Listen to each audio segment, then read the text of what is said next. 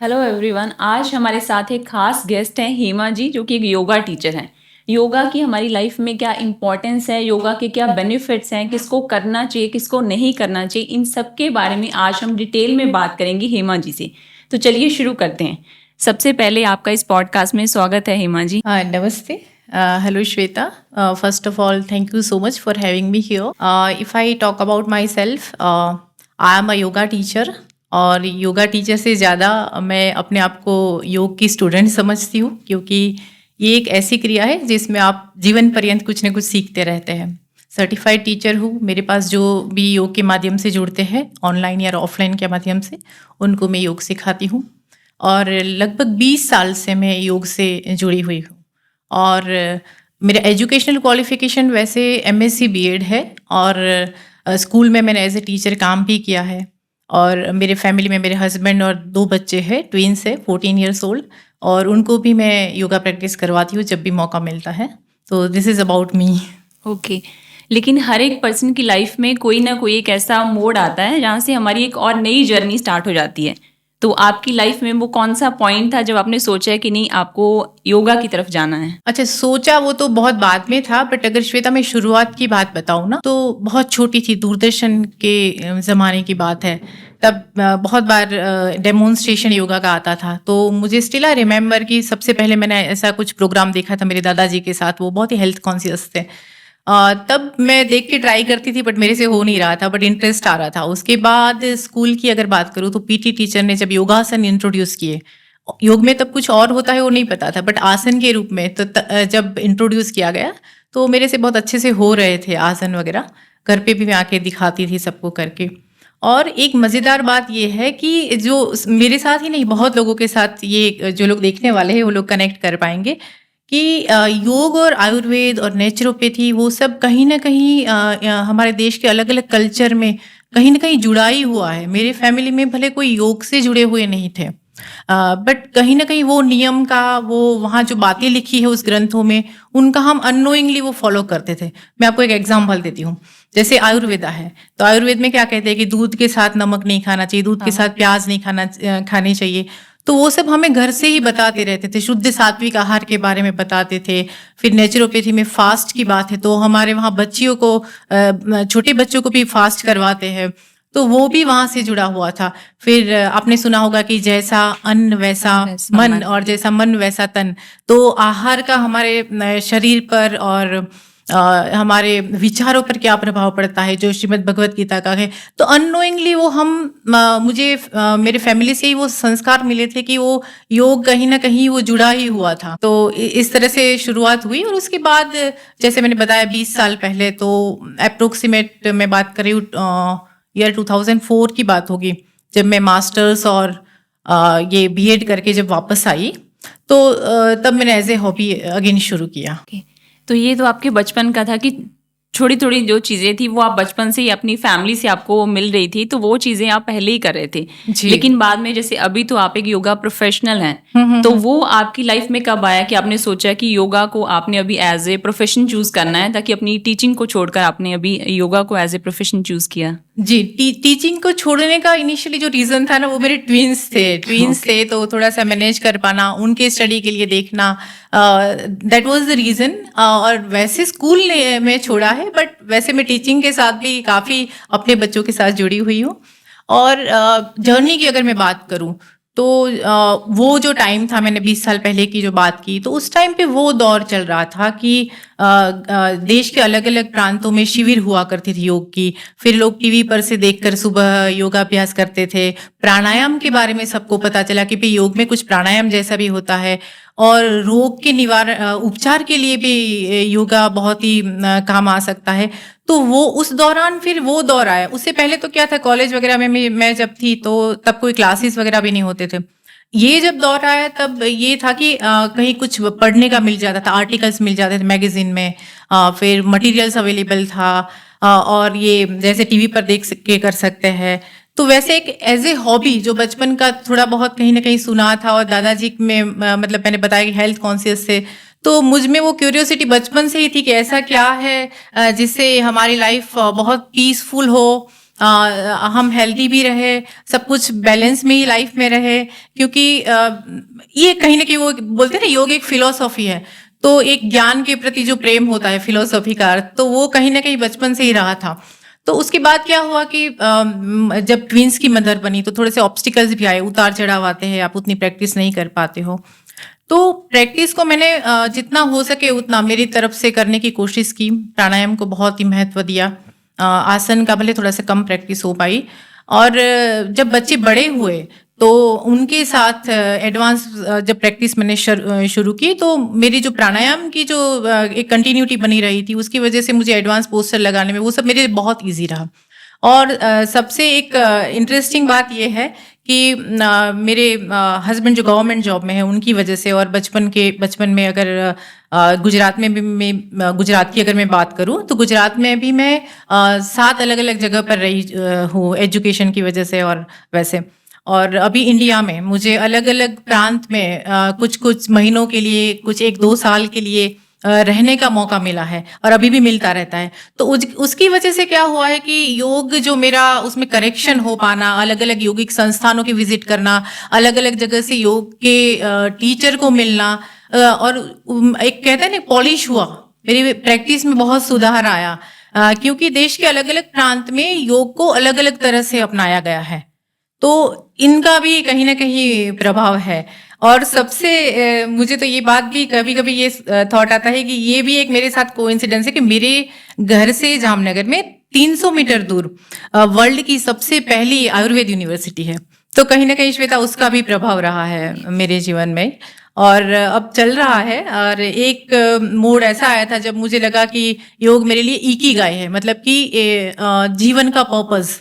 तो अब ये निरंतर ये प्रक्रिया चलती रहेगी और सीखती रहूंगी, और जब किसी को सीखना होता है तो सिखाती भी रहती हूँ। ओके, अगर हम अभी योगा की बात करें, जैसे मैं अपनी बात करूँ, जब मेरे जैसे और भी बहुत लोग हैं, उनके लिए योगा क्या है कि हम कुछ एक आसन करते हैं, कुछ एक हम प्राणायाम करते हैं, ब्रीदिंग एक्सरसाइज करते हैं। तो एज ए योगा प्रोफेशनल आप योगा को क्या मानते हैं? देखो, योग है ना, ये इसको एक शब्द में या एक वाक्य में परिभाषित करना बहुत ही मुश्किल है। योग जैसे पहले बताया मैंने, एक फिलॉसफी भी है। फिलॉसफी अर्थात जो ज्ञान के प्रति जो हमें प्रेम होता है, क्यूरियोसिटी होते हैं, क्योंकि नेचर ने है ना सिर्फ मनुष्य को ही वो गुण दिया है, हमारे अंदर वो विज्ञान में कोश है जो प्राणियों में नहीं होता है। हमें हमारे अंदर वो क्यूरियोसिटी होती है कि जीवन का पर्पस क्या है, ईश्वर क्या है, हमारे जीवन का लक्ष्य क्या है, ऐसा क्या है जिससे हम सुख शांतिपूर्ण जीवन जी पाए। ये सारे क्वेश्चंस हमारे मन में ही वो उद्भव होते हैं, और किसी बाकी के जो मनुष्य के अलावा किसी में ये शक्ति नहीं है। तो ये एक तो योग फिलोसॉफी कह सकते हैं। अपार्ट फ्रॉम दिस हम कह सकते हैं कि ये एक शटल साइंस है, व्यवहारु विज्ञान है।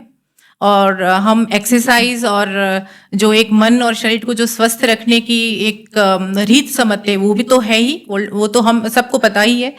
और महर्षि पातंजलि जी के अकॉर्डिंग अथ योगानुशासनम, यानी कि योग एक डिसिप्लिन है, अनुशासन है, जीवन जीने की कला है। ऐसे बहुत कुछ आप योग के बारे में कह सकते हैं। और 3 जो मेन डेफिनेशन है उसकी अगर मैं बात करूं तो महर्षि पातंजलि जी ने बताया है कि योगश्चित्त वृत्ति निरोधः तदा दृष्टु स्वरूपे अवस्थानम, अर्थात कि हमारा जो चित्त है, जो मन, बुद्धि और अहंकार से बना है, अभी उसके ऊपर क्या है, बहुत सारी वृत्तियां हैं, लेयर्स हैं। हम अपने मूल स्वरूप को इसकी वजह से देख नहीं पाते हैं कि हम प्योर कॉन्शियसनेस है, वो हमें नहीं, अभी हम वो मान नहीं सकते जब तक वो वृत्तियां हट नहीं जाती। उसको हम कैसे हटा सकते हैं? योग के माध्यम से। योग एक वो माध्यम है जिसकी वजह से हम इन सबको दूर करके एक दृष्टा बनकर, ऑब्जर्वर बनकर, उसके हमारे मूल शुद्ध स्वरूप जो हम आत्मा को या कॉन्शियसनेस को, हमारे अंदर की चेतना को, उसको देख पाते, उसी को योग कहते हैं। अभी हम सारे लेयर्स से जुड़े हुए, किसी की कोई रेपुटेशन होती है, पोजीशन होती है, उसके अकॉर्डिंग हम अपने आप को देखते हैं कि मैं टीचर हूँ, मैं वुमन हूँ, मैं मदर हूँ, फिर और कुछ जो डॉक्टर्स होते हैं उनको लगता है मैं डॉक्टर हूँ, मैं लॉयर हूँ। उस दृष्टि से हम अपने आप को भी देखते हैं और दूसरों को भी देखते हैं। जब उसको हटा कर देखते हैं तब हमें अपना शुद्ध जो प्योर जो कॉन्शियसनेस है वो हम देख पाते हैं। तो वो एक योग है। श्रीमद् भगवद गीता की अगर बात करें तो समत्वम योग उच्यते, या फिर योग कर्मसु कौशलम। तो कर्मों में कुशलता, skill in action, that is also योग। समत्वम योग उच्यते में क्या है कि आप समता का भाव, आप में अगर सुख बहुत आपके जीवन में आ जाए तो आप बहुत खुश ना हो जाए, और दुख आ जाए तो बहुत ही दुखी ना हो जाए, कोई आपकी तारीफ करे तो आप बहुत खुश ना हो जाए, और आपको कोई डिमोटिवेट करने की कोशिश करे तो फिर आप उसमें से उसी में ही ना उलझे रहे। तो इन दोनों के बीच में जो एक बोलते हैं ना समता का भाव प्रकट करना, और अर्जुन को ये भी श्री कृष्ण ने कहा है कि O Dhananjay, be steadfast in the performance of your duty, abandoning attachment to success and failure, this equanimity is called योग। तो इस तरह से आप योग को समझ सकते हैं। वैसे तो योग के बारे में बहुत कुछ बोला जा सकता है, बट ये सिर्फ हमें ये जानना जरूरी है कि ये सिर्फ फॉर्म ऑफ एक्सरसाइज नहीं है, ये तो इसका एक छोटा सा पार्ट है, और एक्चुअल वर्ड है ना श्वेता, वो योग है। ओके। योग में संस्कृत में इसके पीछे विसर्ग लगता है, इसलिए योग कहा जाता है। और बहुत बार मैं कोई योग विशेषज्ञ से मिलती हूँ तो वो उसके ऊपर टिप्पणी करते हैं कि हमारा योग जब वेस्टर्न कंट्रीज ने उसको अडॉप्ट किया और वहां जाकर जब वापस योगा बनकर आया तब हमने उसकी कदर की, तब तक हमने उसकी कदर नहीं की। तो ये बाहर की कंट्रीज में जाकर वापस आया, फिर योगा बन गया। तो आजकल हम योगा कहते हैं, उसमें कुछ गलत नहीं है, बट एक्चुअल वर्ड इज योग। और उसका वर्ड मीनिंग अगर हम देखें तो word meaning according to Panini व्याकरण, योग का अर्थ युज समाधो अर्थात समाधि भी है, मीन्स एनलाइटनमेंट। युज संयमने अर्थात कि एक संयम जो सेल्फ कंट्रोल होता है, वो भी योग का अर्थ होता है। और तीसरा जो अर्थ है जो बहुत ही कॉमन है, हम सब समझ सकते हैं, वो वाला है यूनियन, कनेक्शन, जॉइन, जुड़ाव, मिलना, मिलाप। किसका किससे जुड़ाव, अभी हमें ये प्रश्न होता है। तो कर्ता का कर्म से जुड़ाव, जब तक हम अपने अभी जो ये कार्य कर रहे हैं, हम ये लोग पॉडकास्ट बना रहे हैं, तो जब तक कर्ता उस कर्म से नहीं जुड़ जाएगा तब तक वो कार्य सिद्ध नहीं होगा। तो इस तरह से हम योग को जो जुड़ाव के अकॉर्डिंग हम ऐसे समझ सकते हैं, आत्मा का परमात्मा से मिलन, हमारी कॉन्शियसनेस का यूनिवर्स से मिलन, इस तरह से आप योग को समझ सकते हैं। तो ये है योग। लेकिन अगर हम बोले कि हमें योगा क्यों करना है, क्या इम्पोर्टेंस क्या है योग? अच्छा, मैं आपको बताती हूँ। अब जब योग इतना पॉपुलर हो चुका है और हर घर घर तक पहुंचा है, तो अगर हम किसी से भी पूछे तो ज्यादातर आपको क्या लग रहा है, अगर वन वर्ड में जवाब देना होगा तो ज्यादातर लोगों का क्या जवाब होगा? फिट एंड हेल्दी रहने के लिए। हाँ, हेल्थ सबकी प्रायोरिटी है, ठीक है। तो फर्स्ट ऑफ ऑल योग क्यों करना चाहिए, ये जानने से पहले हमें ये जानना पड़ेगा कि हेल्थ क्या है, ठीक है। क्योंकि till the why isn't clear how doesn't work, ऐसा कहा जाता है ना। तो हम ये पहले समझते हैं कि हेल्थ क्या है। Is it okay? हेल्थ के बारे में थोड़ा आपसे बता सकती हो आपको? हाँ, अच्छा, ओके। तो हेल्थ को तो वैसे बहुत तरह से डिफाइन किया जाता है, बट अगर हम बॉडी की अगर बात करें तो जो शरीर है वो एक बायोलॉजिकल मशीन है। Human body is composed of trillions of cells, छोटी छोटी कोशिकाओं से बना है।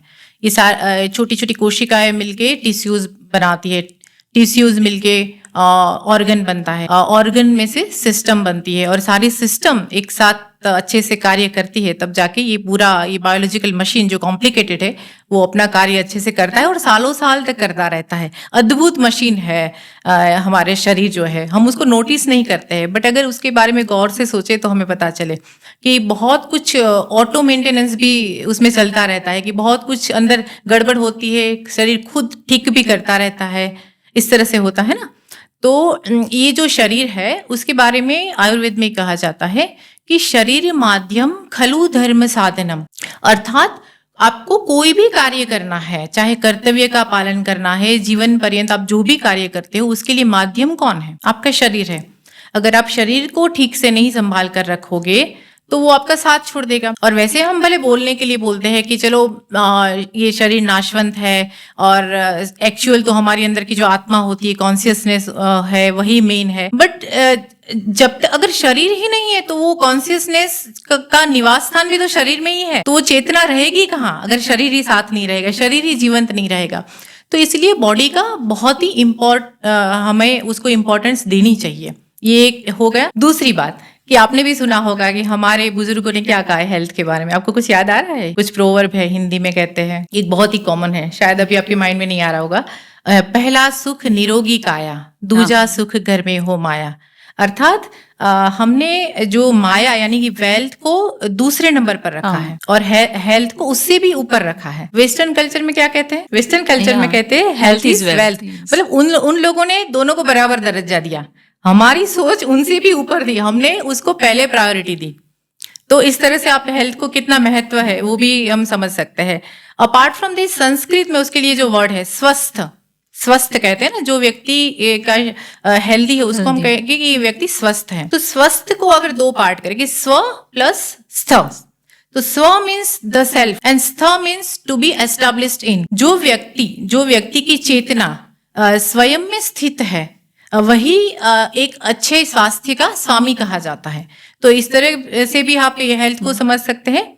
अपार्ट फ्रॉम दिस, अगर हम ये WHO की बात करें जो मॉडर्न साइंस है, तो मॉडर्न साइंस के according health is a state of complete physical, mental and social wellbeing. मतलब शरीर अगर सिर्फ आपका स्वस्थ नहीं है या शरीर में रोग नहीं है, इतना ही है, तो उसको आप हेल्दी नहीं कहेंगे, परंतु वह व्यक्ति शारीरिक, मानसिक और सामाजिक रूप से भी वो स्वस्थ होना चाहिए, तभी हम आपको उसको स्वस्थ कहेंगे। अभी एक लास्ट डेफिनेशन देखते हैं, उससे और भी लोगों को बहुत क्लियर हो जाएगा कि WHO से भी कितना हाई लेवल का हमारे ऋषि जो होते थे, महर्षि होते थे, वो कितना डीप इसके बारे में सोचते थे। तो एक आयुर्वेद की डेफिनेशन है, उस डेफिनेशन में कहा गया है कि सम दोषः, सम अग्निश्च, सम धातु मल क्रियाः, प्रसन्न आत्मेन्द्रिय मनः स्वस्थ इत्यमिदीयते। अर्थात सब कुछ सम अवस्था में होना चाहिए। सम अर्थात जितना होना चाहिए उतना, न ज्यादा न कम, जिसकी जितनी जरूरत है इतना। क्या? तो हमारा जो 3 दोष है, वात पित्त कफ, वो बैलेंस में होना चाहिए। 7 धातुएं है वो अपना कार्य अच्छे से करती होनी चाहिए सम अवस्था में। 13 प्रकार के अग्नि है वो सब अपना कार्य अच्छे से करे, और हमारा जो मल होता है वो ठीक से निकलना चाहिए। और इसके अलावा आत्मा, मन और इंद्रिया, ये सब अगर प्रसन्न होगा, इतना सब कुछ होगा, तभी हम उस व्यक्ति को क्या कहेंगे? स्वस्थ कहेंगे। तो इतनी गहन बातें हमारे शास्त्रों में या फिर योग में कहो, आयुर्वेद में कहो, हेल्थ के बारे में बताया है। आजकल हम लोग क्या समझते हैं, किसी का बॉडी पतला है तो हम कह देते हैं कि वो अच्छा, इनकी हेल्थ बहुत अच्छी है। किसी का थोड़ा सा भी हैवी है तो हम मानते हैं कि इनकी हेल्थ ठीक नहीं है। वो व्यक्ति अपने आप को भी ऐसे ही मानता है कि भाई मेरा तो इतना मेजरमेंट ये आ जाए, इसमें फिट हो जाए, तभी जाके मैं मानूंगी या मानूंगा कि मेरी हेल्थ अच्छी है। तो वो तो आपकी वात पित्त और कफ की वजह से होता है, आपका बॉडी स्ट्रक्चर वगैरह। तो इस तरह से आप हेल्थ को समझ सकते हैं। अभी एज ए बिगिनर अगर किसी ने योगा स्टार्ट करना हो तो उसके लिए क्या प्रोसेस क्या होता है कि हमें कौन सी चीज हमें पहले करनी है? क्या हमें प्राणायाम पहले करना है, आसन बाद में करने हैं, या फिर हमें कितना टाइम के लिए करना है? देखो, योग की अगर आपको शुरुआत करनी है ना, तो सबसे पहले तो मैं अगर पहले टेक्स्ट के अकॉर्डिंग हम बात देखते हैं। टेक्स्ट के अकॉर्डिंग युवा, वृद्धो, अतिवृद्धो, व्याधित और दुर्बल, मतलब हर तरह के लोग जो युवान है और वृद्ध है और भी ज्यादा वृद्ध है, बुजुर्ग है, और जो व्याधित यानी कि अभी उनके शरीर में रोग है या फिर जो बहुत ही कमजोर है, वो सब लोग अपनी क्षमता और अपनी आवश्यकता के अनुसार योग कर सकते हैं। ये एक बात हो गई। अभी हम बच्चों के बारे में बात करें। हमें लगता है कि यहाँ बच्चों का तो नहीं कुछ बताया हुआ है, ठीक है। अभी उस समय के उसमें उन्होंने 2 पार्टीशन किया है कि युवा, वृद्धो, अतिवृद्धो। और हम अभी जो देखें तो हमारे जो टीनेजर्स होते हैं, 10-12 साल के बच्चे हैं, उनको भी तो आप युवा की तरह, मतलब अभी उतने समझदार होते कि वो समझ पाते, तो उनको आप शुरुआत करवा सकते हैं धीरे धीरे। मतलब 9-10 साल, 8-9 साल हो जाए तो थोड़ा थोड़ा शुरुआत करवा सकते हैं। बहुत छोटे जो बच्चे हैं, बहुत छोटे बच्चों की अगर हम बात करें, तो मेरा पर्सनल ओपिनियन ये रहेगा कि उनको आजकल जो खींच के, बांध के, लटका के उनकी फ्लेक्सिबिलिटी अचीव करने की कोशिश की जाती है, तो सिर्फ फ्लेक्सिबिलिटी जो है ना वो योग नहीं है। तो फिर वो आप जिम्नास्टिक में उनको भेज दो, योग क्यों करवा रहे हैं? तो इतने छोटे बच्चे अभी अपने बॉडी को उतना अच्छे से समझ नहीं पाते हैं कि उनको कहाँ पेन हो रहा है। वो तो कोई करवाते हैं, टीचर करवाए, पेरेंट्स करवाते हैं, कर लेते हैं। आजकल योगासन की कॉम्पिटिशन वगैरह भी बहुत पॉपुलर हो गया है।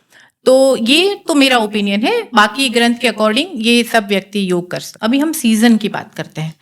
तो सीजन में ग्रंथ के अकॉर्डिंग आपको ये वसंत और शरद ऋतु, जिसको आप ऑटम और स्प्रिंग कह सकते हैं, स्प्रिंग तो अभी शुरू होने वाली है, तो ये बहुत ही बेस्ट होती है योगाभ्यास शुरू करने के लिए। अब क्यों, इसका रीजन भी हम थोड़ा सा देख लेते हैं। क्योंकि इस सीजन में हमारी जठराग्नि प्रदीप्त होती है, और योग में कहा जाता है कि आपको शुरुआत में खाना भी अच्छे से खाना है, क्योंकि आपका शरीर योग के लिए जो बदलाव आता है ना, उसको अच्छे से झेल पाए, उसके लिए आपको खाना भी आवश्यक है। और इस सीजन में अगर आप करोगे तो न ठंड ज्यादा होती है न गर्मी ज्यादा होती है, तो तुरंत वो एडजस्ट हो जाता है बॉडी के साथ साथ। अभी जैसे आपने खाने की बात की जी, तो अगर जैसे हमने अभी स्टार्ट करना है तो क्या हमें कोई स्पेशल हमें डाइट फॉलो करने की जरूरत होती है? हाँ, योग में इनिशियली तो देखो, आपने अगर जैसे ज्वाइन कर लिया, शुरुआत कर ली योगा की, तो आपको जो टीचर है, अभी हम वो जो बात कर रहे थे ना, उसमें टीचर की भी मैं बात आपको बताने वाली थी कि टीचर का कोई ऐसे किसी इंस्ट्रक्टर उनको आप चूज कर सकते हैं ऑनलाइन या ऑफलाइन के माध्यम से, जो आपको सब कुछ गाइड करेंगे।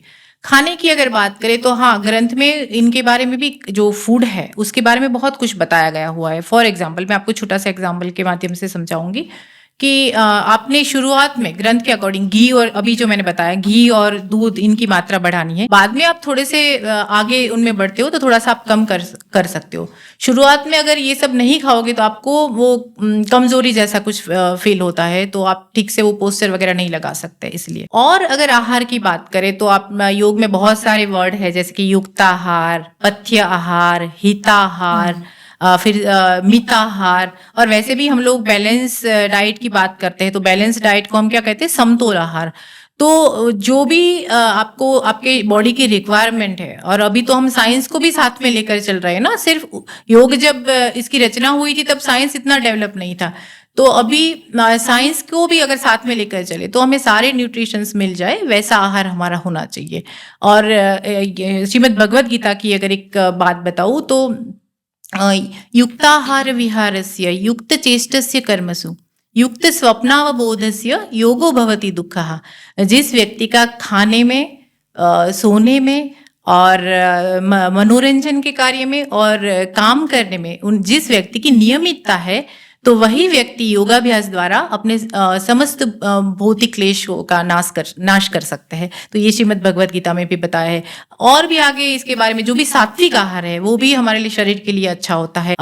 इसके बारे में पता है कि हमारा जो आयुष्य बढ़ाए, हमारा बुद्धि बढ़ाए, और हमें स्वाद भी हमें मेंटेन करके रखना है, और हमें सेटिस्फेक्शन भी मिले, और जो सूखा खाना ना हो, रसप्रद खाना हो, वैसा हर प्रकार का खाना जो सात्विक व्यक्ति खा सकते हैं वो वाला खा सकते हैं। लेकिन ऐसा भी कुछ है कि अगर जब हम योग कर रहे हैं तो हमें कोई पर्टिकुलर वेजिटेरियन डाइट ही फॉलो करना चाहिए? देखो, ग्रंथ के अकॉर्डिंग जो सात्विक तीन पहले हम अगर गुण की बात करें तो सत्व, रजस और तमस, 3 प्रकार के गुण होते हैं। श्रीमद् भगवद गीता में, जो लोग योग में नहीं है उनको भी पता होगा, इसमें भी बताया हुआ है।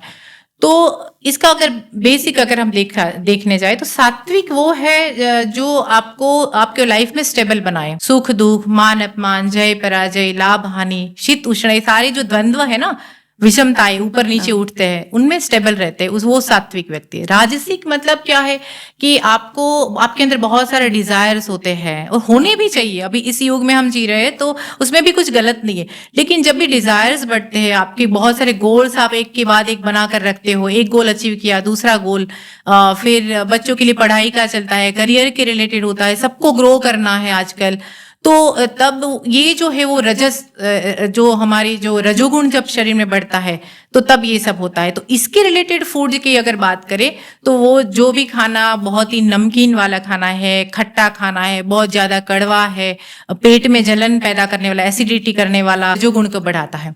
तो अगर हम में वो गुण है तो हमें वैसा खाना खाना है कि वो वाला गुण हमारा कम करे, मतलब थोड़ा सा सात्विकता की तरफ बढ़ना है। थोड़ा जो अगर हम मांसाहार की बात करें, अभी एक देखो, यहाँ मेरा ये कोई इंटेंशन नहीं है कि किसको क्या खाना चाहिए, क्योंकि मैं खुद साइंस स्ट्रीम से हूँ, साइंस फैकल्टी से पढ़ी हुई हूँ, तो मैं ये कहना चाहती हूँ कि देखो, ये भी कहा जाता है कि हमने मनुष्य को ये नहीं, हमें बहुत बड़े बड़े नाखून नहीं दिए हैं, बहुत बड़े जो दांत है वो नहीं दिए हैं, तो हम वो जो खाने लायक खाना बना है दुनिया में, जो नेचर ने हमें खाने के लिए दिया है, इसको बोलते वास्तविक फूड। जो इसके बारे में भी बताया है कि जो खाने के लिए ही बना है वैसा अगर खाना खाए तो योग में हम अच्छे से और आगे बढ़ पाएंगे। लेकिन मेरे पास अगर कोई सीखने के लिए आते हैं, अगर वो वैसे प्रांत से है कि जहाँ वेज खाना मिलता ही नहीं है, तो एकदम से उनको अगर बंद करवा देंगे तो फिर वो भी तो बताया है कि मन को भी थोड़ा भाने वाला होना चाहिए, तो उनसे एकदम बंद करवाना मुझे नहीं लगता है कि वो किसी के हित में होगा। लेकिन योगाभ्यास से धीरे धीरे उस तरह का आपका उसमें जो रुचि होती है वो थोड़ी सी कम भी हो जाती है। तो जो खाना बहुत और ये श्रीमद् भगवत गीता में ये भी बताया है कि बहुत बार बार गर्म किया हुआ खाना नहीं खाना है, जूठा खाना नहीं खाना है, और खाने का जैसे आजकल कभी भी एक्सपायर डेट हो गई है वो हम बात करते हैं, तो जो खाने लायक कभी नहीं रहा है वैसा खाना नहीं खाना है। तो इन शॉर्ट हम आजकल राजसिक और तामसिक तो गुण हमें है ही ऑलरेडी, तो हमें धीरे धीरे थोड़ा थोड़ा सात्विकता की ओर जाना है। अभी जैसे अगर किसी ने योगा स्टार्ट करना है, अगर मैं अपनी बात करूँ तो हमें क्या, हम जो आजकल बहुत ज्यादा सोशल मीडिया यूट्यूब पे बहुत से वीडियोस अवेलेबल रहते हैं, तो क्या हम उन वीडियोस को देख के खुद से योगा स्टार्ट कर सकते हैं? देखो, आप एक कुछ लेवल पर पहुंच गए हैं, और जैसे मेरी हॉबी थी, मुझे बहुत क्यूरियोसिटी थी मेरा अपना करेक्शन करवाना, मैंने वो मौका कहीं छोड़ा नहीं है कि किसी को कुछ मुझे कोई मिला ऐसा और मैंने उनको कुछ पूछा ना हो और अपने आप का फिर वापस जाके करेक्शन ना किया हो। तो वैसा आपका किसी का शौक है तो आप फिर यूट्यूब से आगे भी बढ़ सकते हो, क्योंकि यूट्यूब में भी बहुत अच्छा अच्छा कुछ होता है। बट अगर आप बहुत बिगिनर लेवल के हो और अभी आपको पता नहीं है कि आपको आपके लिए कौन सी प्रैक्टिस सही है, कौन सी प्रैक्टिस गलत है, आपकी प्रकृति वात पित्त कफ में से कौन सी है, बहुत बार लोग इतने अवेयर नहीं होते कि अभी वो कौन से प्रॉब्लम को फेस कर रहे हैं। जो लोग ये सब ऑब्जर्व करते हैं उनको पता है कि मुझे नींद कैसी आती है, मुझे थॉट कैसे आते हैं, मेरा स्वभाव कैसा है, ये सब खुद के बारे में पता होता है। लेकिन आजकल इतनी फास्ट लाइफ है कि सबको ये पता नहीं होता है। तो बहुत बार मेरे पास ऐसे भी लोग आते हैं, ऐसे पेशेंट आते हैं कि वो बीपी, उनको हाई बीपी है, फिर भी वो जनरल योगा क्लासेस में जाते हैं और उनको बिल्कुल फास्ट वो कपालभाति करते हैं, तो उससे तो बीपी बढ़ेगा। तो इसलिए अगर क्लासेस में जाकर भी ये गलतियां बहुत बार होती हैं, तो फिर अगर आप यूट्यूब से करोगे तो यूट्यूबर तो आपको दिखाएंगे, आप कुछ लेवल पे पहुंच गए हो, कुछ पोस्चर सीखना है, कुछ जानना है, तो और आपको पता भी है कि ये व्यक्ति सच में कुछ सर्टिफाइड है और उनका ये टीचर है, तो आप कर भी सकते हो। तो दोनों तरह की ये बात है। तो कहीं ना कहीं योगा टीचर की हमें जरूरत होती है। जी, उनका रोल बहुत ही इम्पोर्टेंस रोल जो समाज में है योगा टीचर का, वो बहुत ही महत्वपूर्ण है। मतलब एक बिगनर लेवल पे हमें कुछ छोटा मोटा आसन करने हैं, कुछ ब्रीदिंग एक्सरसाइज, तो वो हम खुद कर सकते हैं। अगर किसी को एडवांस लेवल का योगा प्रैक्टिस चाहिए तो उनको हमेशा योगा प्रोफेशनल की तरफ ही जाना चाहिए। मैं एक छोटा सा करेक्शन करूं, बिगिनर लेवल में भी ये होगा कि अगर आपको बिल्कुल पता नहीं है, आप तो अपने कोई दूसरे कार्य से जुड़े हुए हो, आप नौकरी करने जाते हो, इनिशियली जो आप योग में आते हो, ठीक है, तो आप क्यों आते हो मुझे बताइए। कि अच्छी हेल्थ अच्छी करनी है, रेगुलरिटी आपको लाइफ में चाहिए है, कुछ ऐसा लगता है कि थोड़ी देर के लिए सब कुछ भूल जाए और हम योग करें, और तो उस टाइम पे अगर कोई अच्छा टीचर आपको ऑनलाइन या ऑफलाइन के माध्यम से मिल जाए तो वो आपको उनको खाने के बारे में पूछ सकते हो। फिर आपको जो अनुभव होता है वो आप डेली उनके साथ शेयर कर सकते हो, क्या ये क्रिया आपने करवाई उससे मुझे ये हो रहा है।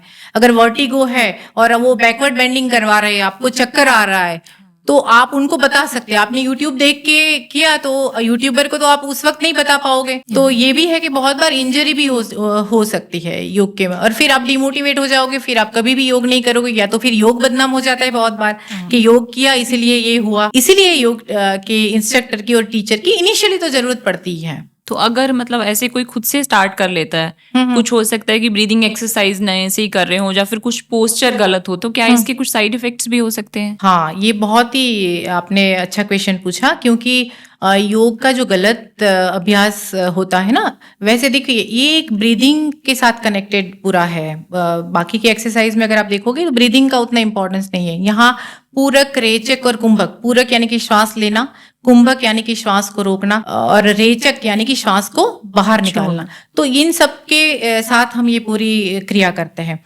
तो वात के प्रकोप से बहुत बार अगर गलत प्रैक्टिस किया तो हिचकी आना, फिर अस्थमा हो जाना, सर्दी खांसी जुकाम ये सब बढ़ जाना, हेडेक बढ़ जाना, और फिर कान में और आंख में दर्द होना, इस तरह के साइड इफेक्ट हो सकते हैं। अपार्ट फ्रॉम दिस इंजरी तो है ही, बहुत लोगों को आजकल योगा इंजरी होती है, और बहुत मेरे पास तो कभी कभी ऐसे भी कॉल आते हैं कि योग में कंपटीशन जीत के आए हैं, क्योंकि आजकल हर जगह पर योग योगासन की कंपटीशन होती है, उनमें उनको बहुत स्ट्रेस पड़ता है, क्योंकि आपने अब कंपटीशन बना दिया हुआ है, तो फिर वहां जाकर जीतना भी होता है, और फिर उनको बैक पेन वगैरह परमानेंट हो जाता है, क्योंकि बॉडी का नॉलेज, अब नॉर्मल जो एनाटॉमी फिजियोलॉजी क्या होती है वो भी समझना जरूरी है, कि अगर आप कोई जॉइंट है तो उस जॉइंट की रेंज ऑफ मोशन कितनी है वो पता होना चाहिए। तो ये सब बेसिक जो होता है, तो इसलिए टीचर या इंस्ट्रक्टर की जरूरत पड़ती है। अभी जैसे हम ब्रीदिंग एक्सरसाइज की बात कर रहे थे, तो उसमें जैसे हम प्राणायाम, बेसिकली योगा में प्राणायाम और आसन, हमें ये दो चीजें ही पता है, तो कुछ आप प्राणायाम के बारे में बताएंगे कि प्राणायाम हमें आसन से पहले करना चाहिए या बाद में करना चाहिए, कितना टाइम कर सकते हैं हम प्राणायाम? प्राणायाम जो है वो योग का बहुत ही महत्वपूर्ण अंग है, और मेरी तो बहुत ही क्लोज है, क्योंकि प्राणायाम मैंने ज्यादा किया है। आसन अभी लोगों को देखकर लगता है कि मैं एडवांस पोस्चर वगैरह लगा लेती हूँ, बट काफी साल तक प्राणायाम को ही इंपॉर्टेंस दिया है। अभी हमारे शरीर के अंदर दो सिस्टम मेन, जो वैसे तो नर्वस सिस्टम के दो पार्ट है, सिंपैथेटिक नर्वस सिस्टम और पैरासिम्पैथेटिक नर्वस सिस्टम। आप कोई भी एक्सरसाइज करोगे तो आपकी पल्स रेट बढ़ेगी, थोड़ा सा श्वास प्रश्वास की गति बढ़ जाती है ना, तो तब आपकी सिंपैथेटिक नर्वस सिस्टम एक्टिव हो जाती है, तो तब थोड़ा सा स्ट्रेस पड़ता है। फिर उसके बाद अगर हम प्राणायाम का अभ्यास करते हैं तो वो वापस डाउन हम हो जाते हैं, काम हो जाते हैं, तो रिलैक्स एंड रेस्ट वाले मूड में आ जाते हैं। तो वो बहुत ही जरूरी है। वही आपकी योगा प्रैक्टिस को बाकी के एक्सरसाइज में जो बोलते हैं ना डिफरेंस क्या है, तो यही है कि योग करके आप थक नहीं जाते हैं कि चलो आज तो मैंने बहुत, जिम करने वाले बहुत बार बोलते हैं आज तो जिम गई थी और बहुत थक गई हूँ। योग में ये नहीं होता है, क्योंकि योग में आप साथ साथ बहुत ही आपका एक अवेयरनेस रहती है ब्रेथ के प्रति जो रहनी चाहिए, श्वास प्रश्वास आपका चालू रहता है और आप कोई गाना सुनते सुनते तो करते नहीं है। तो ये बहुत ही प्राणायाम का अभ्यास जो है वो आपको आपके मन को शांत कर देता है। इसके लिए ग्रंथ में भी बहुत अच्छा बताया है कि चले वाते चलम चितम निश्चल निश्चलम भवेत योगी स्थाणुत्वम आपनोति ततो वायुम निरोधयत। मतलब जब तक आपके शरीर में ये श्वास बहुत चलता रहता है तब तक आपके विचारों की गति भी उतनी तेज चलती रहती है, लेकिन जैसे ही आप श्वास को रोक देते हो तो आपकी विचारों की गति है वो भी रुक जाती है और आपका चित्त है वो बिल्कुल निश्चल हो जाता है, शांत हो जाता है। तो उस चित्त को शांत करने के लिए प्राणायाम का अभ्यास जरूरी है। और प्राणायाम जो है वो एक्चुअली उसको अष्टकुंभक कहा गया है। एक्चुअली उसमें श्वास को रोक के रखना होता है, वो प्राणायाम है। और शाब्दिक अर्थ अगर देखा जाए तो प्राण प्लस आयाम, प्राण की जो अभी नॉर्मल हमारी श्वास प्रश्वास की गति है उसमें अवरोध पैदा कर देना। योगिक स्टडी के अकॉर्डिंग की प्राणायाम हमें आसन के बाद करने चाहिए। हाँ, बाद करना चाहिए ताकि आप शांत हो जाए, थोड़ा ठहराव आ जाए। हाँ, मुझे लगता है कि मेरे लिए और बाकी व्यूअर्स के लिए भी ये शायद पहली बार हम सुन रहे हैं कि जो प्राणायाम है वो हमें आसन के बाद करना है। बहुत क्लासेस में मैंने ये भी सुना है कि इस तरह से करवाते कि हफ्ते में एक दिन प्राणायाम करवा दिया, तो वैसे गलत नहीं है। देखो, प्राणायाम उनके लिए भी बहुत अच्छा है जो लोग जिनका शरीर सक्षम नहीं है योगाभ्यास के लिए, तो थोड़ा सा उनके कुछ कोई ऐसा क्रॉनिक डिजीज हो गया है तो आसन वगैरह नहीं कर पाते, सूक्ष्म व्यायाम नहीं कर पाते, या फिर कोई एजेड है तो प्राणायाम अकेला भी कर सकते हो, उसमें कुछ गलत नहीं है। बट अगर आपने कोई भी एक्सरसाइज की है या फिर योगासन वगैरह किया है तो उसके बाद आप लास्ट में भी अगर 1 घंटा योग किया है तो कम से कम 10 मिनट प्राणायाम के लिए दीजिए, तो आपके लिए अच्छा रहेगा। ओके, तो आसन, अगर हम आसन करते हैं तो इसका मतलब कि हमें बाद में प्राणायाम करना ही चाहिए। हाँ, आसन करते हैं तो बाद में थोड़ी सी ब्रीदिंग, प्राणायाम प्रॉपर अगर नहीं किया तो डीप ब्रीदिंग कर लिया, अनुलोम विलोम कर लिया, इस तरह से थोड़ा सा आप वापस अपने आप को जो ऊपर उठे हुए हो उस ग्राफ को थोड़ा सा नीचे लाने की कोशिश करें।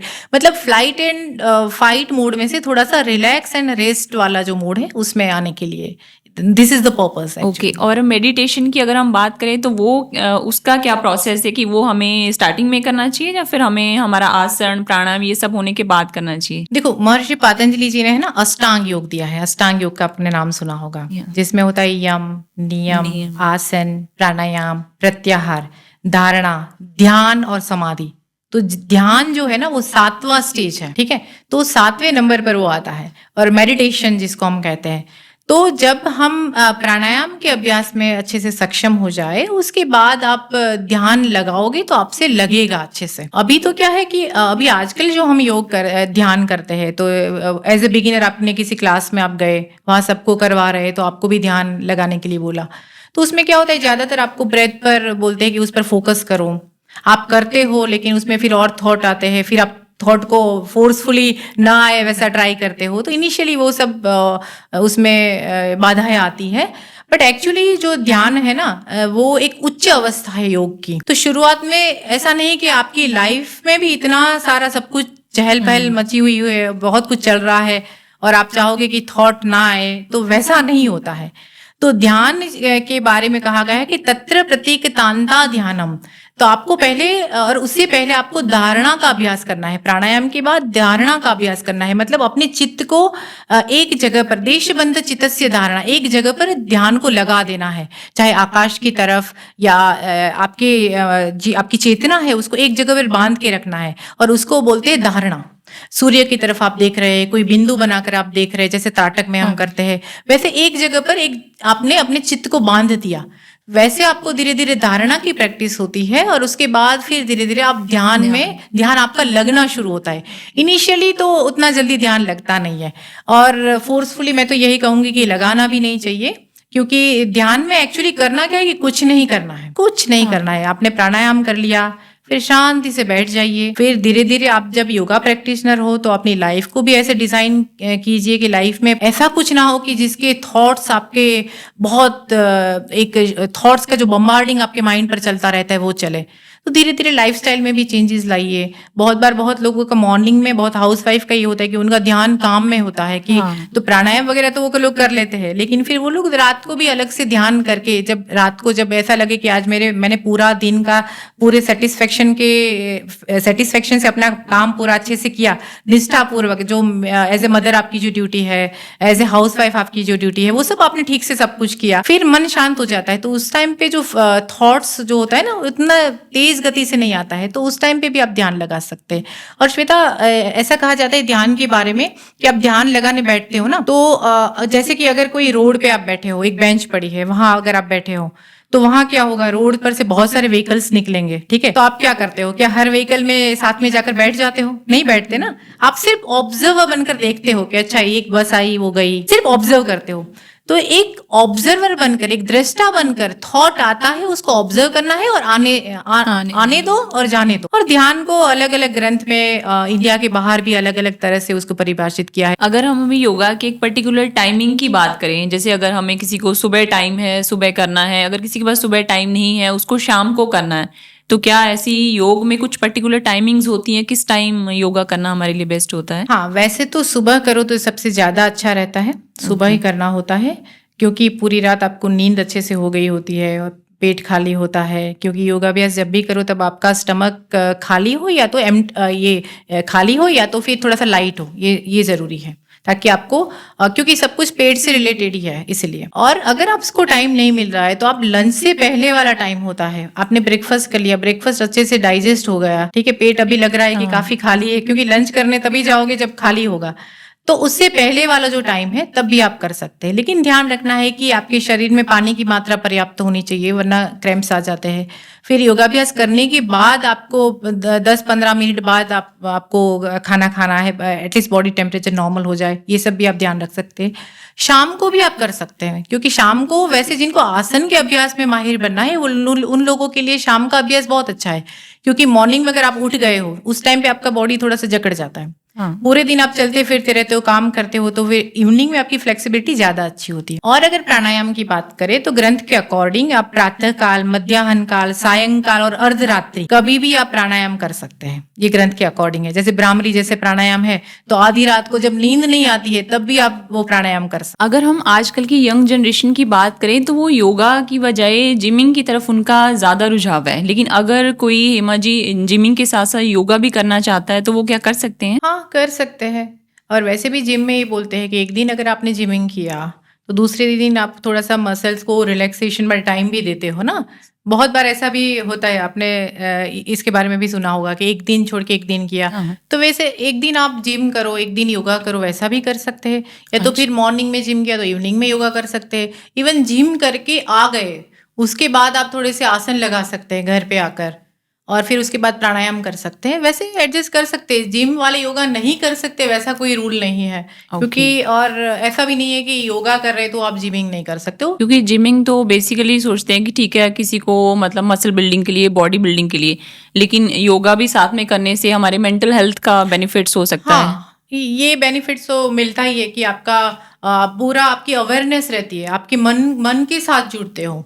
आप जिमिंग कर रहे हो तो तब तो आप क्या करोगे, किसी गाना सुनते सुनते करोगे। इवन आजकल तो बहुत सारे लोग अपनी ऑफिस की मीटिंग भी कंप्लीट कर लेते हैं, वो पूरी कर लेते हैं, उसका काम भी चलता रहता है साइड में। तो आपका जो माइंड है वो कहीं और जुड़ा हुआ है।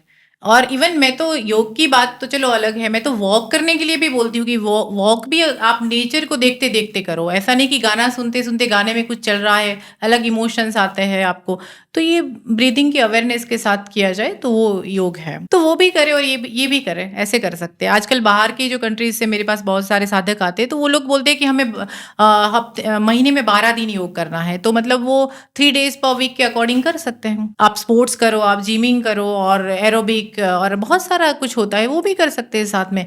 तो योगा प्रैक्टिशनर मैं हूँ या फिर मैं योग के साथ जुड़ी हुई, उसका मतलब ये नहीं है कि बहुत बार आपने देखा होगा कि जो लोग योगा में है तो फिर वो एलोपैथी का विरोध करते हैं कि दवाई तो लेनी नहीं चाहिए। फिर बाकी का जिमिंग वगैरह की हम जो बात करते हैं तो बोलते हैं कि अच्छा ये तो करना ही नहीं चाहिए। तो मेरा ये नहीं कि सब कुछ बैलेंस में रख कर चलो, या तो फिर आपको क्या अच्छा लगता है। एक्सरसाइज में मेन ये है कि आपको अच्छा भी लगना चाहिए, आप जो कर रहे हो वो एंजॉय भी करना है आपको। तो उस तरह से आप मेन सारी भी एक्सरसाइज अगर आप करते हो तो एंडोर्फिन नाम का एक हार्मोन्स है, वो रिलीज होता है। एक अच्छा हार्मोन है, हाँ, हैप्पी हार्मोन। हाँ, हैप्पी हार्मोन है। तो वो इससे भी होगा, इससे भी होगा। तो हेमा जी, क्या योग का रिलीजन के साथ कोई कनेक्शन है कि ऐसा है कि क्या हिंदू ही से कर सकते हैं या फिर सब ऑल ओवर द इंडिया सब लोग कर सकते हैं इसको? श्वेता, मैंने जैसे आपको बताया कि योग एक फिलोसॉफी है, तो वैसे अगर देखा जाए तो ये वैदिक काल से ये परंपरा चलती आ रही है। और सबसे पहला योग शब्द है वो ऋग्वेद के 10वें मंडल में यूज किया गया था, और तब वहां से उल्लेख मिलता है। तो वैसे और आता तो हिंदू दर्शन से है। हिंदू दर्शन मीन्स भारतीय दर्शन जो है, इंडियन फिलोसॉफी, इसमें दूसरे नंबर का जो दर्शन है वो योग दर्शन है। तो वहां इस तरह से आप समझ सकते हो। बट आज और ये आसन प्राणायाम ही आजकल हम ज्यादातर लोग करते हैं ना, आसन प्राणायाम या फिर बॉडी रिलेटेड जो है उस जिसको हम हठ योग कहते हैं। तो आज अगर कोई बोले कि मैं योग कर रही हूँ या फिर मैं योग साधना कर रही हूँ, तो आप क्या समझोगे कि शायद वो आसन कर रहे होंगे, सूक्ष्म व्यायाम, प्राणायाम, ये सब है। तो ये सब तो अपने हेल्थ बेनिफिट्स के लिए है, शरीर और मन का शुद्धिकरण के लिए, शरीर और मन को स्वस्थ रखने के लिए है। तो उससे मेरा ये मंतव्य है कि इससे क्या फर्क पड़ता है कि कौन से धर्म से आया है। हर चीज कहीं धर्म को साइड पर रखते, क्योंकि धर्म का अर्थ भी ग्रंथों में अलग अलग होता है, तो ये फिर यहाँ कंफ्यूजन क्रिएट करेगा। तो हम ये कह सकते हैं कि अगर हिंदू दर्शन का अगर पार्ट है तो उसमें कोई गलत नहीं है कि पार्ट है। पर जब हम बात करें कि बहुत सारे आजकल हम केक कटिंग करते हैं, सब करते हैं, क्या ये हमारे बुजुर्गों ने किया था? हम लोग केक कटिंग करके बर्थडे थोड़ी सेलिब्रेट करते थे, हमारे बहुत पूर्वज थे जो हिंदू लोगों के, फिर भी आज हम लोग कर रहे हैं ना। तो हमने कुछ और लोगों का अच्छा अपनाया है, कुछ हमारा अच्छा और अपनाया। इसलिए तो कहा जाता है कि वसुधैव कुटुंबकम, जिसमें जो अच्छा है सबके लिए अच्छा है, विश्व के कल्याण के लिए अच्छा है, तो उसको हम जीवन का हिस्सा अवश्य बना सकते हैं। और ऐसा नहीं है, मेरे पास और धर्म के लोग जो है, जो हिंदू नहीं है, इस संस्कृति से जुड़े नहीं है, वो लोग भी आते हैं। और आप यूट्यूब पे देखोगे तो बहुत सारे बाहर के जो वेस्टर्न कंट्रीज के लोग हैं, वो लोग प्रॉपर ओम चैंटिंग और सबके साथ सामने वो ओम का प्रतीक रखा होता है, वैसे भी योग करते हैं। तो ऐसा कुछ भी नहीं है। और मैं तो प्रेयर के लिए भी बोलती हूँ कि अगर प्रेयर में जरूरी नहीं है कि अगर आप नास्तिक अगर कोई व्यक्ति है, शायद उतना भगवान में नहीं वो मान पा रहे, अभी तक वो सिचुएशन लाइफ कैसे नहीं आई है कि वो माने, तो वो डीप ब्रीदिंग करे, मानसिक प्रेयर करे, अपने जो भगवान है, गॉड है, ईश्वर है, उनको अगर जिस भी रूप में, रंग रूप आकार में मानते हैं, या फिर निर्गुण निराकार कहते हैं, जो उस परम शक्ति को बहुत लोग ऐसे स्वरूप में मानते हैं, तो वैसा मानकर भी आप योग कर सकते हैं। बट आपको मेन अभी जो पर्पस किसी का मोक्ष प्राप्त करना या समाधि प्राप्त करना आजकल तो है नहीं। सबका क्या है कि एक अच्छी बैलेंस लाइफ हो, लाइफ में हैप्पीनेस हो, शांति बनी रहे, शरीर और मन आपका स्वस्थ बना रहे। तो ये पर्पस के लिए तो कोई भी धर्म का व्यक्ति है, कोई भी संस्कृति का व्यक्ति है, कोई भी देश का व्यक्ति है, वो योग को कर सकते हैं, और ये मेरा मंतव्य है। लेकिन योग का फिर कहीं ना कहीं जो हमारा कनेक्शन है वो गॉड के साथ भी होता है। हाँ, सांख्य दर्शन के ऊपर से योग दर्शन आया, जो सांख्य फिलोसॉफी है उसके बाद। तो सांख्य में वो बिल्कुल नास्तिक, मतलब कि उसमें योग को उसमें ईश्वर के बारे में बताया कि ईश्वर ने ये सब कुछ, ये पूरा ब्रह्मांड बना है वो इवोल्यूशन से हुआ है, जबकि और उसमें 25 तत्व अलग अलग बताए हैं, और ये योग दर्शन है उसमें 26वां तत्व ईश्वर ऐड किया है। और ईश्वर को वो कोई व्यक्ति के रूप में नहीं, जैसे मैंने अभी बताया निर्गुण निराकार और एक परम शक्ति के रूप में मानते, ओमकार को ईश्वर कहा है। इस तरह से आप ये पातंजलि जी का जो योग दर्शन है, योग सूत्र, जिन्होंने ये योग सूत्र मतलब कि फॉर्मूला के रूप में 195 सूत्र दिए, वहाँ ऐसा है। बाकी अलग अलग ग्रंथ में अलग अलग तरह से है। और आजकल जो हम कर रहे हैं वो हठ योग है। ह मीन्स सूर्य, ठ मीन्स चंद्र, जो हमारा लेफ्ट और राइट नोस्ट्रिल है उसको भी हम ऐसे रिप्रेजेंट करते हैं, और शरीर और मन को जो स्वस्थ रखने की जो जितनी भी क्रियाएं हैं, और आसन के रूप में, सूक्ष्म व्यायाम के रूप में, मुद्राओं के रूप में, और ये जो भी हम आजकल करते हैं रिलैक्सेशन की कुछ टेक्निक है, वो सब हठ योग है। जैसे अभी आपने मुद्रा की बात की, तो आजकल बहुत ऐसी मुद्रा आती है कि कोई हमें ये पर्टिकुलर मुद्रा करते हैं तो उससे ये पर्टिकुलर बेनिफिट होता है हमें, तो बेसिकली जो मुद्राएं हैं वो भी योगा का ही एक पार्ट है। देखो, मुद्रा का योगा का ही पार्ट है, वो आपको बिल्कुल स्थिरता देता है, और उसका जो बेनिफिट है वो लॉन्ग टर्म, मतलब बहुत लंबे समय तक आप करते हो तब जाके उसके बेनिफिट्स मिलते हैं। तो इसलिए मुद्रा वगैरह जो है वो पार्ट तो है, बट इतना प्राणायाम और आसन जितना इतना पॉपुलर नहीं है, क्योंकि लोगों में इतना लंबा पेशेंस नहीं है। और दूसरी बात श्वेता, ये कि हस्त मुद्राएं है ना, उनसे योग मुद्राएं जो है वो अलग होती है। हस्त मुद्रा तो वो है, वो एक अलग कॉन्सेप्ट है। इसको तो हम जैसे ज्ञान मुद्रा में बैठे, ध्यान मुद्रा में बैठे, वो वाली हस्त मुद्रा है। बट इसमें जैसे कि विपरीत करनी मुद्रा है, आपने बहुत बार देखा होगा कि किसी को योग करते हुए कि दीवार के साथ, बहुत ही एजेड लोग हैं तो दीवार के साथ ऐसे सर्वांग आसन की तरह थोड़ा सा पैर ऊपर कर दिया है, बैक वाला पोर्शन दीवार के साथ टच है, और माथा नीचे है, और साइड में से सपोर्ट लेकर कुछ बोल्स्टर कुशन वगैरह का यूज करके कुछ क्षण के लिए उसी अवस्था में बने रहते हैं। तो वैसे मुद्राएं भी है, वो भी योग का पार्ट है। उसको आप आसन के बाद करें और उसके बाद प्राणायाम करें, या तो फिर मुद्रा नहीं कर रहे हैं तो आसन के बाद आप प्राणायाम कर सकते हैं। ओके, अगर अभी आजकल हम जैसे बात करें तो हाई ब्लड प्रेशर की प्रॉब्लम बहुत ज्यादा कॉमन है इंडिया में, तो आप कोई ऐसा पर्टिकुलर आसन सजेस्ट करना चाहेंगे कि जिनको हाई बीपी की प्रॉब्लम है वो उसको कर सकें? देखो, सजेस्ट तो हम कर सकते हैं, बट ये है कि हाई ब्लड प्रेशर कितने समय से है, उसके साथ साथ और कौन कौन सी बीमारियां हैं, और हाई ब्लड प्रेशर में कितना रहता है। हाई ब्लड प्रेशर इतना बोल देना इनफ नहीं है ना, उसमें भी रीडिंग कितना आता है, उन सब पर डिपेंडेंट होता है। तो ये एक चिकित्सा का पार्ट बन जाता है, योग चिकित्सा जिसको बोलते हैं। तो वैसे तो बहुत सारे आसन है, बट आप शवासन कर सकते हैं, फिर आप शस्यकासन कर सकते हैं, अर्ध हलासन जिसको कहते हैं ये कर सकते हैं। और इसलिए थेरापी जो है ना वो 1-on-1 होनी चाहिए, ताकि उनका जो एग्जिट, उनका जो गोल है कि आपको क्या क्योर करना है, और उनको फिर बार बार मिलते रहना पड़ता है, रीडिंग बताते रहना पड़ता है, बहुत कुछ होता है। ओके। और आजकल लेडीज भी जैसे अपने लुक्स को लेकर बहुत ज्यादा हम लोग कॉन्शियस होते हैं, तो कोई ऐसे आसन है जो कि हमारी स्किन के लिए, हमारे बालों के लिए, हमें अच्छा करने के लिए हमें करना चाहिए? हाँ, आसन देखो ग्रंथ में ऐसा लिखा भी है बहुत जगह पर, बालों के लिए नहीं लिखा है। और आपने सुना होगा कि शीर्षासन करने से बाल का कुछ अलग ही हो जाएगा। देखो बहुत कुछ हमारी हेरिडिटी में होता है, इसीलिए मैंने पहले ही बताया था आपको कि आपको सिर्फ बॉडी को देखकर किसी का वो तो लुक तो उनको विरासत में मिला होता है, हेरिडिटी में मिला होता है, तो किसी के बाल नेचुरली अच्छे होते हैं। तो ऐसा नहीं कि बाल पूरे जड़ गए हैं और आपने शीर्षासन करना शुरू कर दिया तो आपके सारे बाल वापस उगना शुरू हो जाएंगे।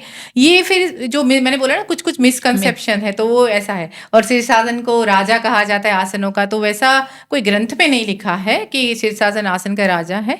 हाँ, ये शीर्षासन जो है आप उनमें पूरा इन्वर्टेड पोस्चर है, तो आपका ब्लड फ्लो है वो मस्तिष्क की तरफ आता है, तो फर्क पड़ता है। हर योग के बेनिफिट्स तो है, फर्क भी पड़ेगा, बालों में भी फर्क पड़ेगा, बट आपको जो दिखाया जा रहा है आजकल मार्केटिंग के नाम पर, तो ये सब मिसकंसेप्शंस है, उससे थोड़ा सा बच के रहना होता है। क्योंकि बोलते हैं कि जो फॉरवर्ड बेंडिंग आसन्स होते हैं वो स्पेशली हमारे हेयर के लिए अच्छे होते हैं। मतलब जितने भी फॉरवर्ड बेंडिंग है, इन्वर्टेड पोस्चर है, उनमें क्या है कि ब्लड फ्लो अभी तक आप जो सीधे हो, आप बॉटल में क्या होता है कि सब नीचे होता है, ऊपर पानी आ जाता है, तो आप बॉटल को उल्टा करते हो, तो जो एक्चुअल बॉटल में जो भरा हुआ है वो सब वापस मतलब ठीक हो जाएगा।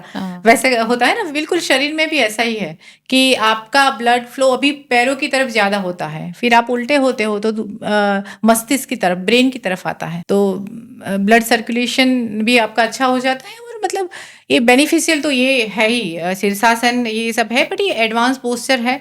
और अगर मैंने अगर बोल दिया कि आपको ये करना चाहिए, ये सुन के किसी ने कर लिया और ऑलरेडी उनमें कोई जैसे वर्टिगो का प्रॉब्लम है, कुछ उनके पेट के अंदर कोई ऐसी बीमारी है, क्योंकि आप जब पैर आप ऊपर करते हो, दोनों पैरों को लिफ्ट करके ऊपर ले जाते हो, तो उसमें कोर मसल्स यूज होते हैं। और जो आपने जो अभी बोला कि लेडीज के लिए, ब्यूटी के लिए, तो ऐसे पर्टिकुलर एक चीज के लिए नहीं है, बट जैसे कहीं एक ग्रंथ में ये भी है कि आपकी स्किन अच्छी करने के लिए शीतली प्राणायाम है, क्योंकि वो ठंडा होता है, तो शीतली प्राणायाम करने से स्किन अच्छी रहती है। तो अगर जैसे कोई रूटीन में अभी योगा किसी ने स्टार्ट किया है, कोई रूटीन में पूरा कर रहा है, तो उससे बेसिकली क्या क्या बेनिफिट्स हो सकते हैं किसी को रूटीन योगा करने से? देखो, बेनिफिट्स तो जैसे हेल्थ बेनिफिट्स और जो मेंटल हेल्थ रिलेटेड बेनिफिट्स है वो तो है ही।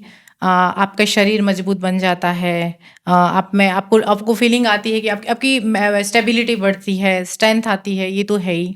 Apart from this, if we talk about जो ग्रंथ में लिखा है, अगर हम बात करें, तो उसके पैरामीटर भी दिए गए हुए हैं कि कोई भी व्यक्ति जब योगाभ्यास अपने जीवन में शुरू करता है, तो वपुः कृशत्वम वदने प्रसन्नता नादस्फुटत्वम नयने सुनिर्मले अरोगता बिंदु जयोग्नि द्वीपम नाड़ी विशुद्धि हठ सिद्धि लक्षणम। मतलब आप योगाभ्यास शुरू करते हो तो धीरे धीरे आपके शरीर में हल्कापन, फिर चेहरे पर प्रसन्नता का भाव, आपका गले में सौष्ठव यानी कि आपकी आवाज़ ठीक हो जाना धीरे धीरे, और फिर दृष्टि में सुधार आना, आंखों में तेजस्विता जो आ जाती है, फिर आपकी जठराग्नि प्रदीप्त हो जाती है, बिंदु यानी कि आपका जो आज्ञा चक्र में से जो स्राव उत्पन्न होता है उस पर आपका कंट्रोल आ जाता है, उस पर विजय आता है।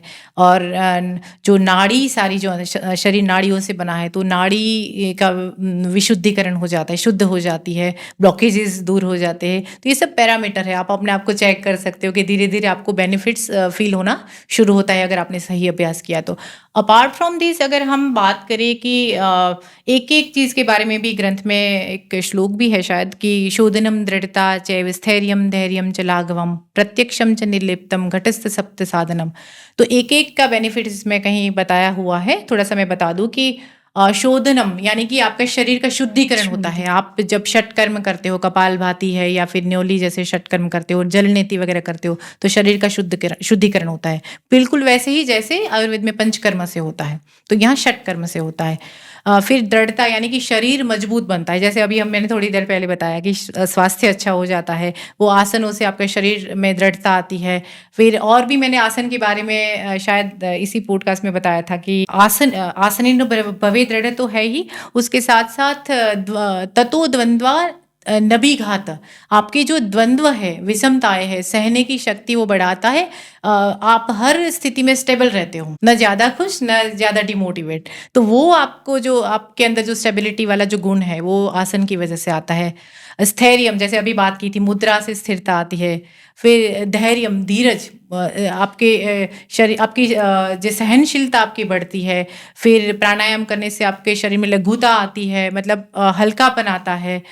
और प्रत्यक्षम यानी कि आपकी जो प्रज्ञा चक्षु आपने सुना होगा, जो नहीं बताई गई हुई वैसी भी बात आप धीरे धीरे, मतलब ये कोई जादू या ऐसा नहीं है, आपकी सिक्स्थ सेंस वैसे डेवलप होती है कि आप वो भी देख पाते हो, जिसको बोलते हैं कि इसके प्रज्ञा चक्षु अच्छे से कार्य करते हैं, नहीं बोलते सिक्स्थ सेंस, बिना बोले ही वो समझ जाना, उतनी समझदारी आ जाती है वो, उसको आप इस तरह से आप डिफाइन कर सकते हो। एग्जैक्ट वर्ड नहीं मैं आपको बता रही हूँ। और एक लास्ट में है निर्लिप्तम यानी कि डिटैचमेंट, आप बहुत ज्यादा मोह माया से जुड़े हो जिसकी वजह से आपके जीवन में आपको दुख का अनुभव होता है, तो वो एक डिटैचमेंट वाला जो भाव होता है वो भी आपको योग से आ जाता है। तो ये बहुत सारे बेनिफिट्स है योग के। तो योग जैसे कि आपने हमें स्टार्टिंग में बताया था, तो बेसिकली हमारी physical, mental, emotional, social wellbeing सभी को मतलब बैलेंस करने के लिए योग बहुत इंपॉर्टेंट है। तो आप लास्ट में ये कह सकते हो कि एक बैलेंस, योग एक बैलेंस है, मतलब आपको जीवन को संतुलित बनाने की क्रिया है, ऐसा आप कह सकते हैं। थैंक यू सो मच हिमा जी, हमें योग के बारे में इतना ज़्यादा डिटेल में बताने के लिए। मुझे लगता है हम में से बहुत ही कम लोग होंगे जिन्हें योग के बारे में इतना डिटेल में पता होगा। Thank you so much. तो मैं आप सभी के साथ हिमा जी की जो पर्सनल डिटेल्स हैं वो शेयर कर दूंगी, तो आप अगर उनके साथ कांटेक्ट करना चाहते हैं तो आप हिमा जी के साथ डायरेक्टली कांटेक्ट भी कर सकते हैं। Thank you.